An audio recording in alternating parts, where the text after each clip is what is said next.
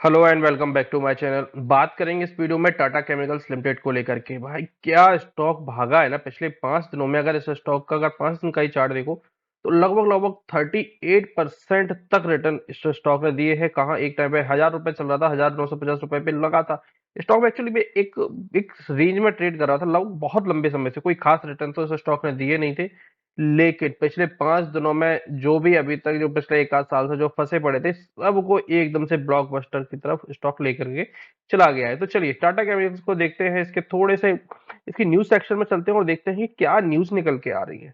तो चलिए news section ये रहा और सारी news. Tata chemicals share up 35% in 6 session.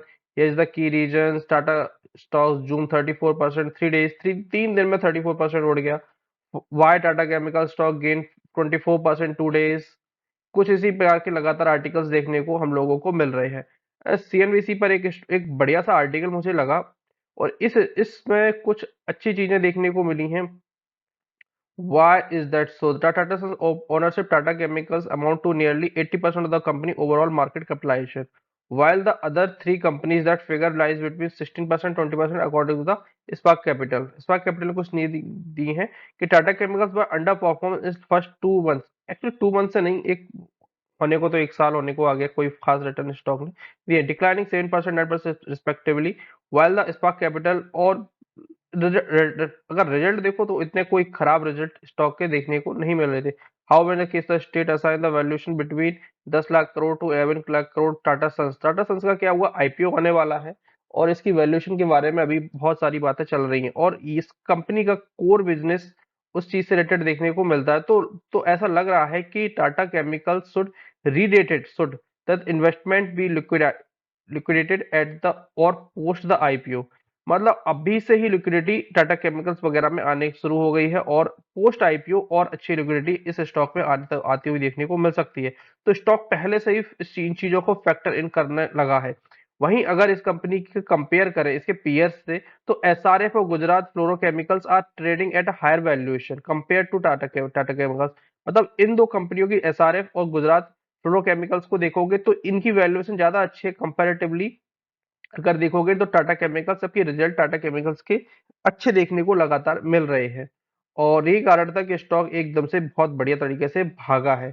और अब देख लेते हैं इसका टेक्निकल। तो टेक्निकली देखिए तो स्टॉक एक लंबे समय से यहाँ से ब्रेकआउट आया था और उसके बाद में स्टॉक ने अपना हाई लगाया था समथिंग अराउंड 2021 में ही, अक्टूबर नवंबर के आसपास लगाया था। एक सेकेंड, 21 अक्टूबर के आसपास इसने अपना हाई लगाया और वहां से स्टॉक में एक सपोर्ट, फिर से जाकर के इन्हीं लेवल्स पे सपोर्ट लिया है। पहले यहीं पे सपोर्ट था, फिर लगातार यहाँ पे इस रेंज में ट्रेड करता रहा, सपोर्ट सपोर्ट टाइप का, और यहाँ पे पहला रेजिस्टेंस दूसरा रेजिस्टेंस, तीसरे रेजिस्टेंस के नियर नहीं आया और एक काइंड ऑफ देखा जाए तो पहला सपोर्ट दूसरा और तीसरा काइंड ऑफ ट्रिपल बॉटम भी इसको बोल सकते हैं। लेकिन ट्रिपल बॉटम से कंपैरेटिवली एक सपोर्टिव जोन एक अच्छा खासा देखने को मिल रहा था जो कि 935 रुपए के आसपास देखने को मिल रहा था।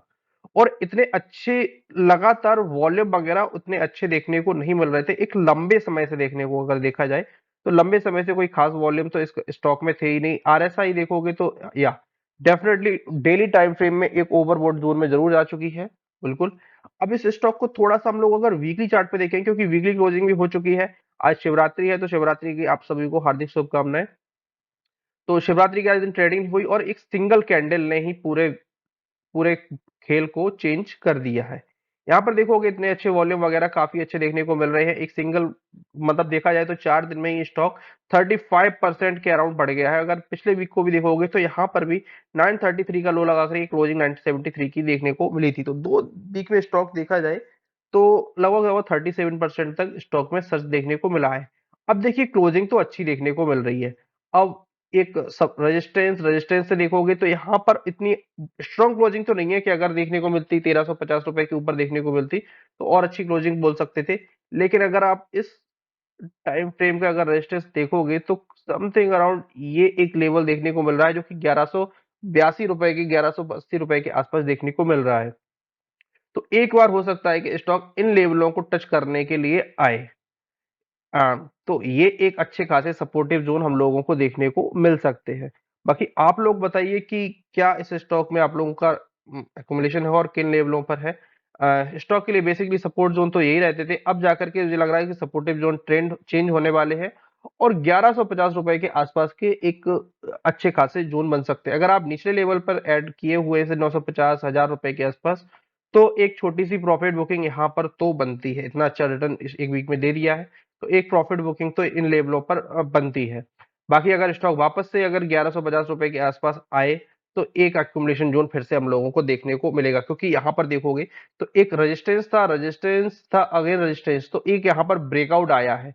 तो अब कायदे से इस कैंडल के 50% के आसपास लगभग यही 1150 रुपए से 1140 रुपए के आसपास का एक स्ट्रॉन्ग सपोर्ट जोन तो क्रिएट अब हो चुका है।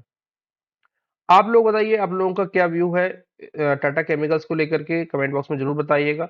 और किसी भी अन्य स्टॉक में अगर डाउट है तो कमेंट बॉक्स में जरूर लिखिएगा। मिलते हैं अगली वीडियो में, तब तक के लिए धन्यवाद।